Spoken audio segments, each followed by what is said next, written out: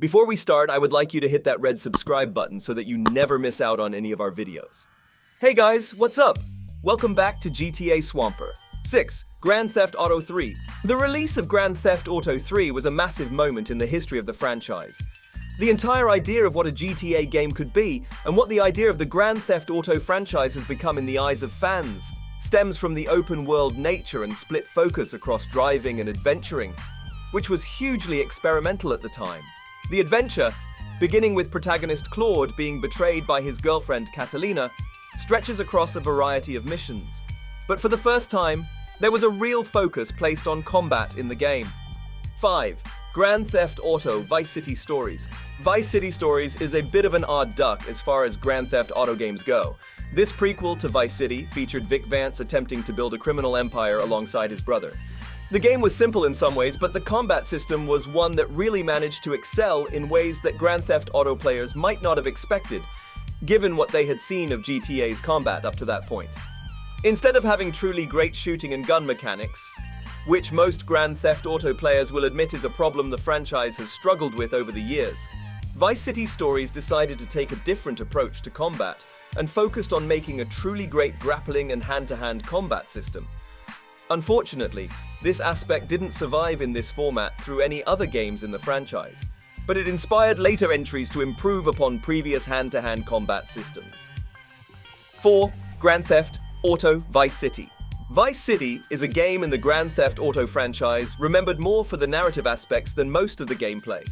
And indeed, it is one of the longest Rockstar games.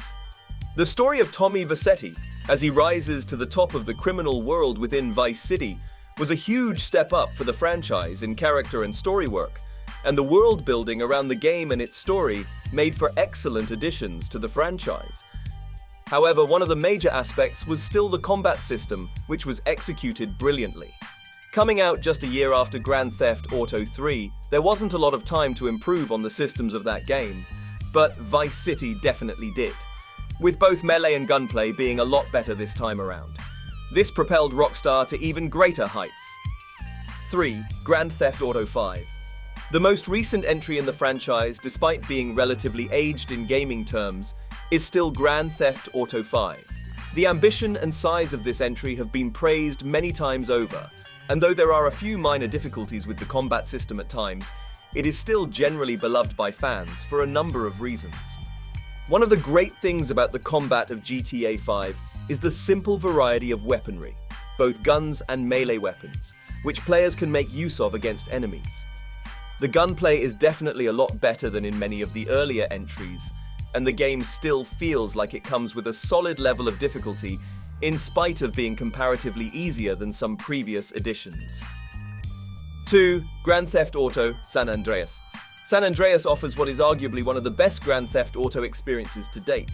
It delivered on the promise of GTA 3 and GTA Vice City, putting everything together to come up with a great story and world, in addition to the fantastic mechanics and combat systems that the franchise had been missing out on up to that point.